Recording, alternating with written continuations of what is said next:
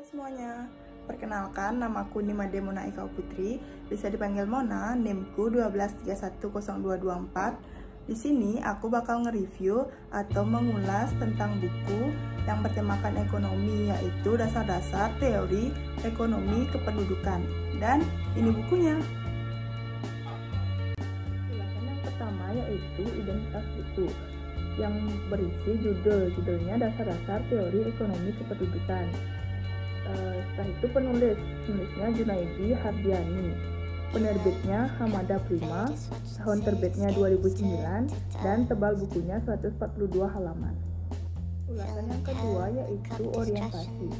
Buku ini ditulis berdasarkan pengalaman penulis mengajar mata kuliah ekonomi kependudukan pada Fakultas Ekonomi Universitas Jambi.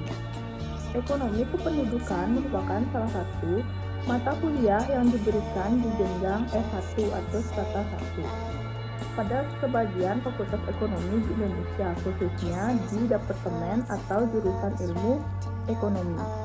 Mata kuliah ini bertujuan agar mahasiswa mampu menjelaskan fenomena kependudukan dengan menggunakan analisis teori ekonomi. Tujuan mata kuliah ini dapat dicapai dengan dukungan literatur atau bahan ajar yang komprehensif dan lebih aplikatif.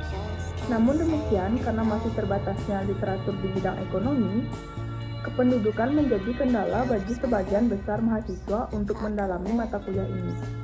Sebagai catatan, dapat penulis sampaikan bahwa pendekatan ekonomi untuk menjelaskan dinamika penduduk pada dasarnya dapat menggunakan pendekatan mikroekonomi maupun makroekonomi.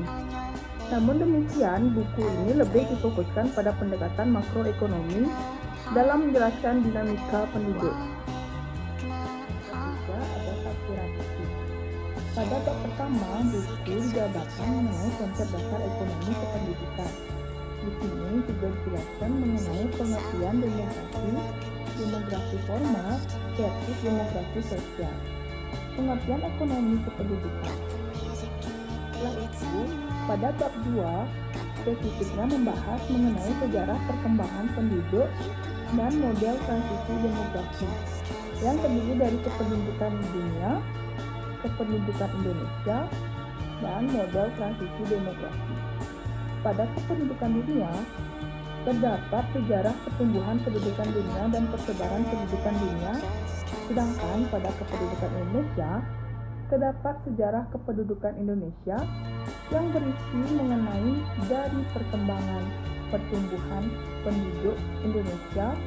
Ini memperlihatkan bahwa secara umum angka pertumbuhan penduduk Indonesia masih relatif tinggi di atas rata-rata pertumbuhan penduduk di dunia. Selain itu, mengenai tentang perkembangan dan persebaran penduduk Indonesia.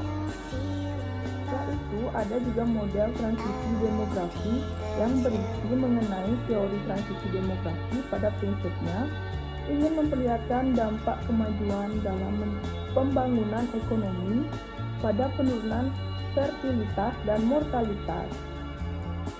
Teori ini mencoba menerangkan mengapa suatu masyarakat mengalami perubahan dari angka fertilitas dan mortalitas yang tinggi ke angka fertilitas dan mortalitas yang rendah. Teori ini berupaya memperlihatkan bahwa kemajuan dalam pembangunan ekonomi mempunyai sumbangan penting dalam transisi fertilitas dan mortalitas yang negara-negara yang berada pada fase transisi ini mempunyai pertumbuhan alami yang rendah atau bahkan mengalami pertumbuhan alami yang negatif. Tahapan ini juga disebut dengan multi-year stage. Sering juga tanggapan ini disebut sebagai pre-industrial stage karena masyarakat pada tahap ini berada pada kondisi perekonomian pre-industri atau pre-industri ekonomi dan lingkungan non-perkotaan atau non-urban environment.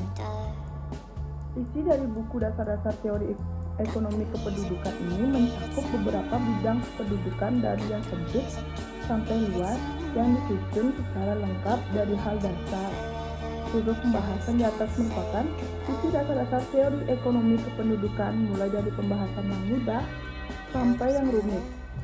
Buku ini juga dibandingkan dengan buku lainnya sudah cukup bersaing dalam segi isi, serta bukunya lebih berfokus merangkum semua macam informasi kependudukan menjadi satu buku yang singkat.